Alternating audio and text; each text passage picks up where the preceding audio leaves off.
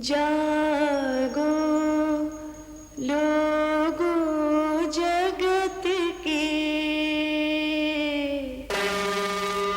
बीती काली रात, हुआ उजाला धर्म का, मंगल हुआ प्रभात।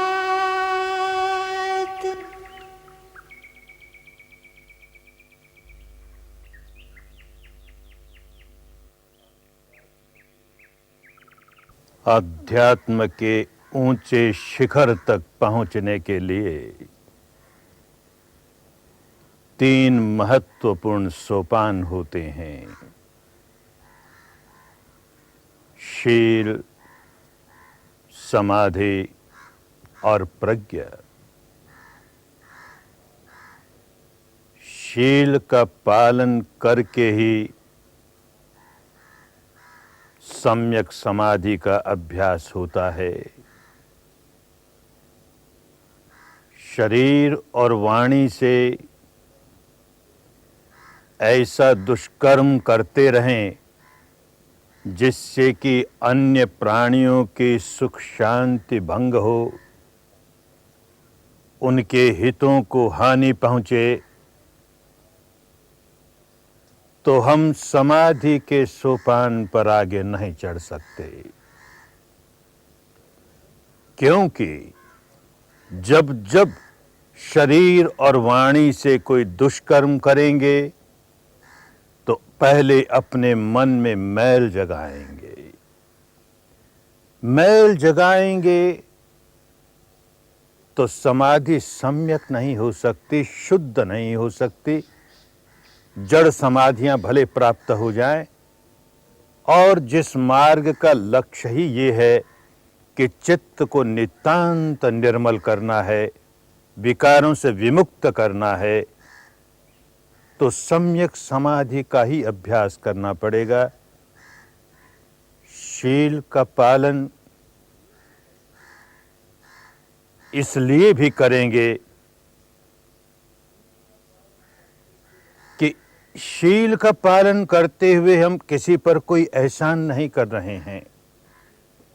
जब जब शील सदाचार का भंग करेंगे, अपने मन में विकार जगाएंगे, कुदरत हमें दंड देने लगेगी, तो अपनी ही हानि करेंगे, अपने आप को व्याकुल बनाएंगे। इस व्याकुलता से बचने के लिए हम शील सदाचार का पालन करेंगे और फिर सम्यक समाधि के अभ्यास में लग जाएंगे। अनेक प्रकार के आलंबन होते हैं जिनके सहारे मन को एकाग्र करने का अभ्यास किया जा सकता है। किसी शब्द का सहारा, किसी रूप का, आकृति का सहारा।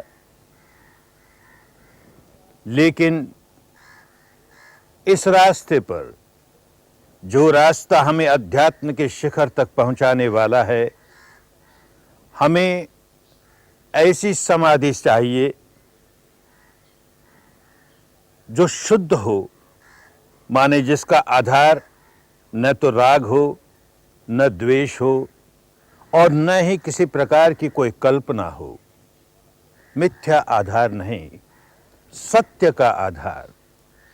और सत्य भी वो हो जो अपने भीतर, अपने बारे में हमारी जानकारी बढ़ाए। अपने बारे में क्या सच्चाई है, इसे जानते हुए ही हम अपने विकारों से मुक्ति पा सकेंगे। तो इसलिए ये सांस का आलंबन चुना गया। सहज स्वाभाविक सांस, जैसे भी आ रहा है, जैसे भी जा रहा है, हम केवल साक्षी भाव से उसे जान रहे हैं और कुछ नहीं करते, उसके साथ जरा भी छेड़छाड़ नहीं करते। जैसे भी आ रहा है जान लिया, ऐसे आ रहा है। जैसे भी जा रहा है जान लिया, ऐसे जा रहा है, बाईं नासिका में से गुजरता है कि दाहिनी नासिका में से गुजरता है कि दोनों नासिकाओं में से गुजरता है,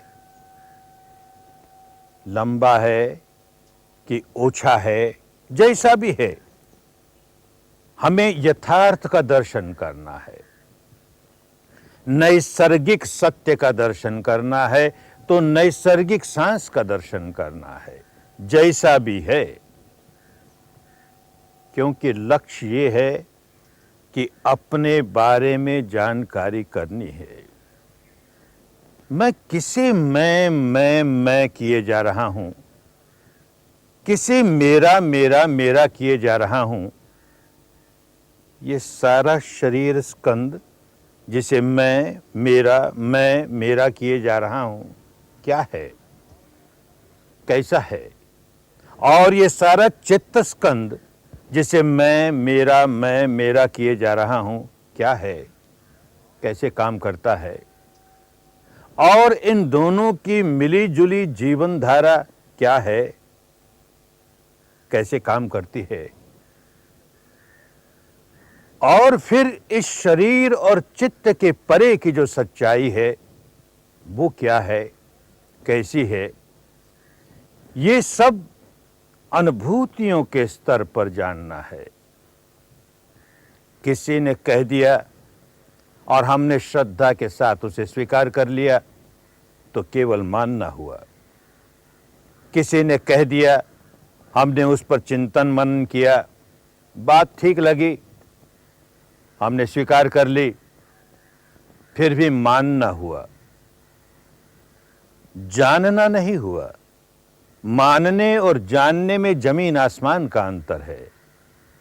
जानना अपनी अनुभूति से होगा, तो हमें अपने बारे में जो सच्चाई है उसे स्वयं अपनी अनुभूति से जानना है। तो सारा मार्ग अपने आप को जानने का मार्ग, आत्मदर्शन का मार्ग, स्वदर्शन का मार्ग, सत्य दर्शन का मार्ग, अपने बारे में जो सच्चाई है उसे अच्छी तरह अनुभूति के स्तर पर जान लेने का मार्ग। भारत की ये विद्या, इसका प्रभाव देश विदेशों पर पड़ा, तो हम देखते हैं कि अपने आप को जानने की विद्या किस प्रकार जगह जगह फैली, और उसी की वजह से संतों की वाणी में, बाहर के संतों की वाणी में भी हम देखते हैं, जब कोई कहता है नो दाई सेल्फ, अपने आप को जानो, तो विपश्यनाई हुई। नो दाई सेल्फ, अपने आप को जानो। और मध्यकाल में अपने यहाँ के जो संत हुए, यद्यपि विधिवत विपश्यना विधि कैसे इसका अभ्यास किया जाता है, ये पिछले 2000 वर्षों से अपने देश से लुप्त हो गई, लेकिन फिर भी इन संतों की वाणी को पढ़ते हैं तो लगता है कि विपश्यना समाई हुई है। भारत के मध्य युग के संत अवश्य ही भीतर ही भीतर विपश्यना करने वाले होंगे, तभी उनकी वाणी में हम देखते हैं अपने आप को जानने का कितना बड़ा महत्व। एक संत कहता है,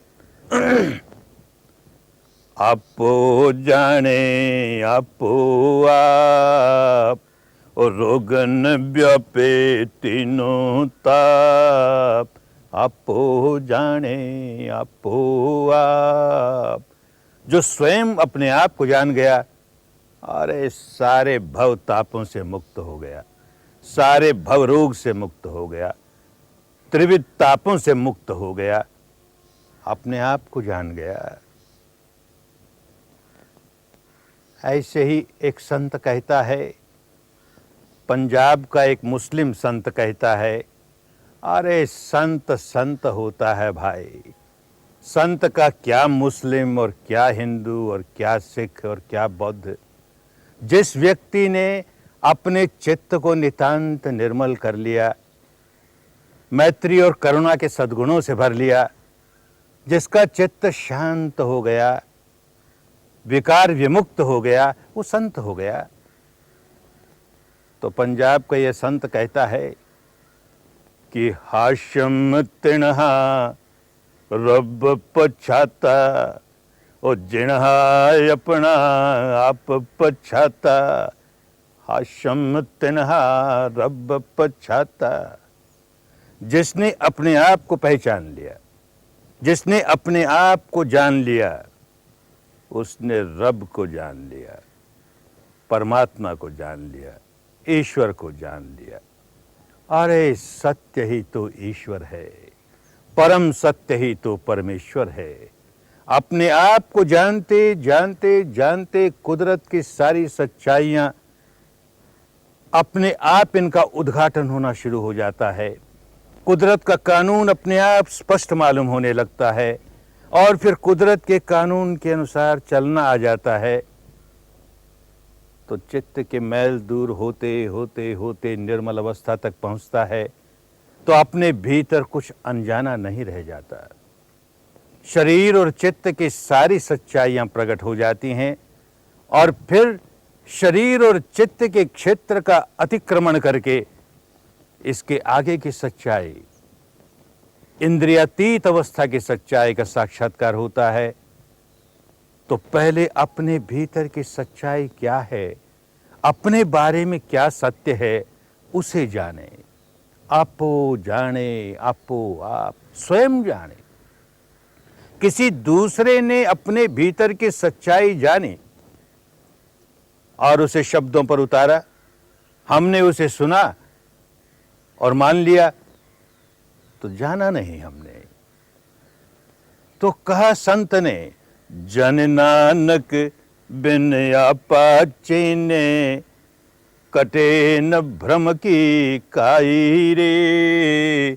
जन नानक बिन आपा चीने, कटे न भ्रम की काई रे। अपने आप को जाने बिना भ्रम ही भ्रम, भ्रांति ही भ्रांति।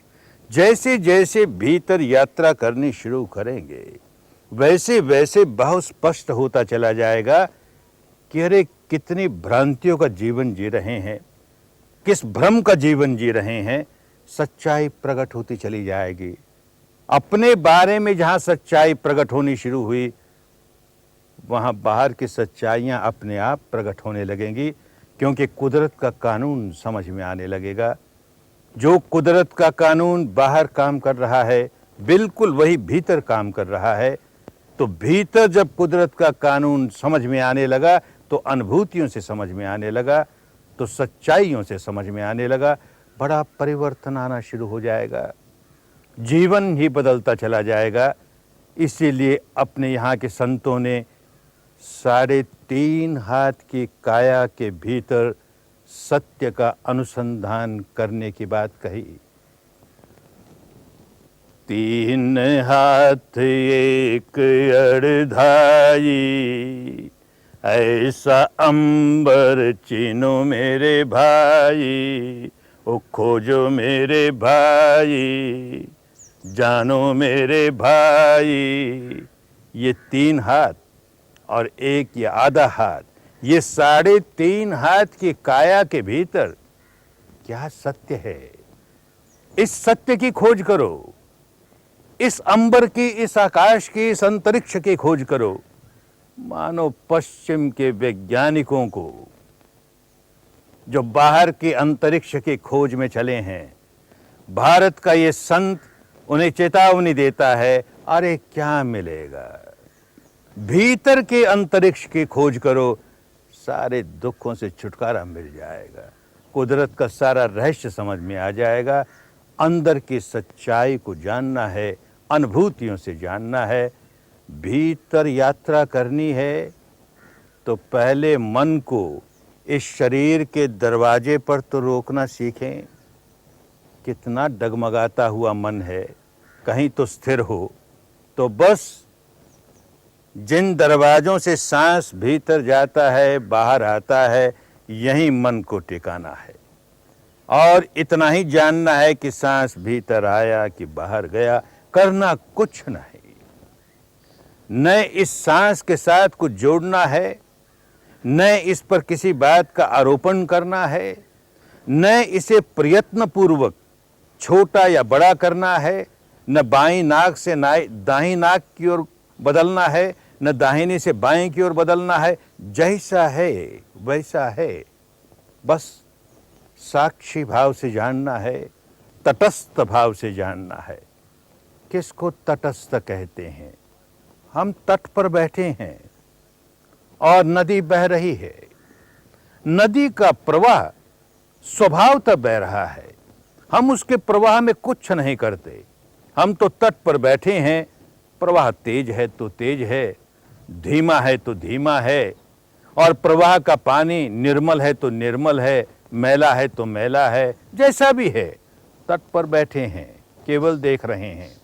ये सांस का प्रवाह चल रहा है और हमारा मन इस दरवाजों पर बैठा है, केवल जान रहा है जैसा भी सांस आया, जैसा भी सांस गया, बस केवल जानना है। इससे सरल काम और क्या होगा? कुछ नहीं करना, केवल जानना है। बड़ा सरल काम, लेकिन जब भी कभी समय निकाल करके इसका अभ्यास करने आओगे तो देखोगे बड़ा कठिन।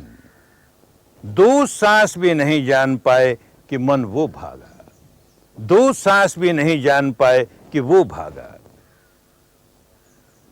तो मन में चिड़चिड़ाहट जागेगी।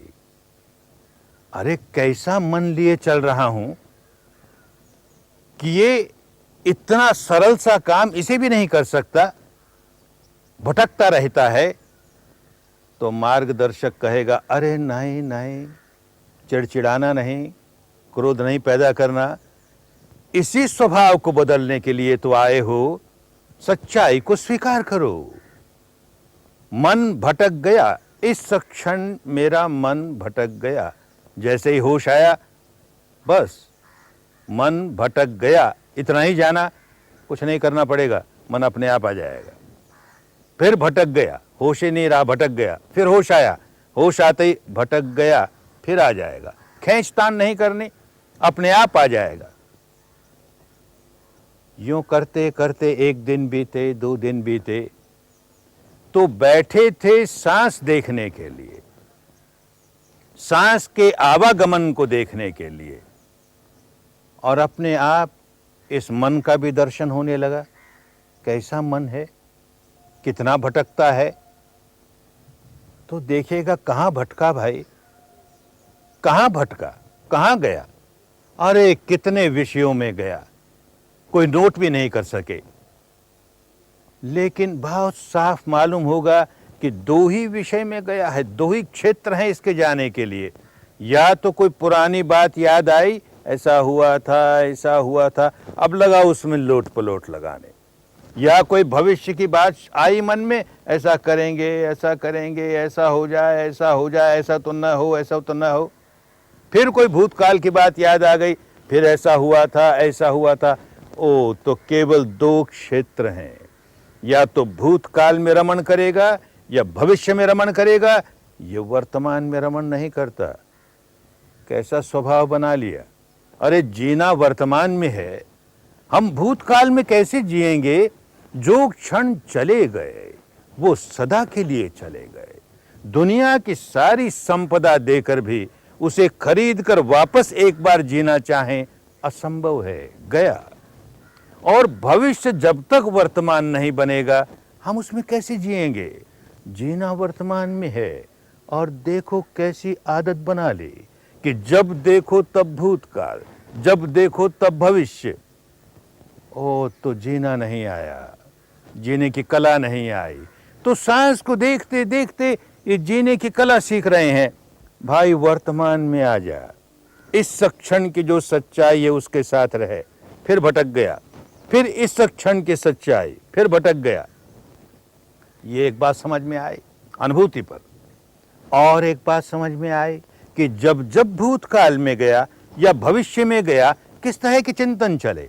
तो देखेगा 2 ही तरह के चिंतन चले। कोई बात याद आई, पुरानी बात याद आई, तो या तो बड़ी प्रिय और या अप्रिय। भविष्य का कोई चिंतन चला तो या तो प्रिय या अप्रिय। तो देखता है कि जब जब कोई प्रिय चिंतन चला, भूतकाल का हो या भविष्य का हो, बड़ा सुखद लगा, बड़ा सुखद लगा। और जब जब अप्रिय चिंतन चला, बड़ा दुखद लगा, बड़ा दुखद लगा। तो ध्यान से देखेगा तो ये बात प्रकट होगी कि जब जब सुखद लगा, कोई भी चिंतन भूतकाल का कि भविष्य का सुखद लगा, तो मानस के एक हिस्से ने प्रतिक्रिया करनी शुरू की, चाहिए चाहिए चाहिए, ये तो और चाहिए, ये तो और चाहिए। और जैसे ही दुखद लगा कि प्रतिक्रिया होनी शुरू हुई, नहीं चाहिए नहीं चाहिए नहीं चाहिए, अरे यही तो राग है, यही तो द्वेष है। और प्रतिक्षण राग चल रहा है, द्वेष चल रहा है, राग चल रहा है, द्वेष चल रहा है, और हमें पता तक नहीं क्या हो रहा है। बस ये भीतर की सच्चाई के दर्शन का पहला दृश्य हमारे सामने आया।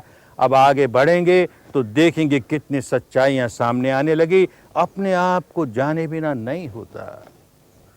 चित्त को किसी आलंबन में समाहित कर दें तो अपने बारे में सच्चाई कैसे मालूम हो गई? अपने बारे में सच्चाई जानेंगे तो अपने भीतर के विकारों को निकालते निकालते निकालते चित्त को नितांत निर्मल कर लेंगे। मंगल तो इसी में समाया हुआ है, भला तो इसी में समाया हुआ है। जितना जितना चित्त निर्मल होता चला जाएगा, उतना उतना मंगल होगा, उतना उतना कल्याण होगा। सबका मंगल हो, सबका कल्याण हो, सबका मंगल हो, सबका कल्याण हो। जानो अपने आप को, समझो अपना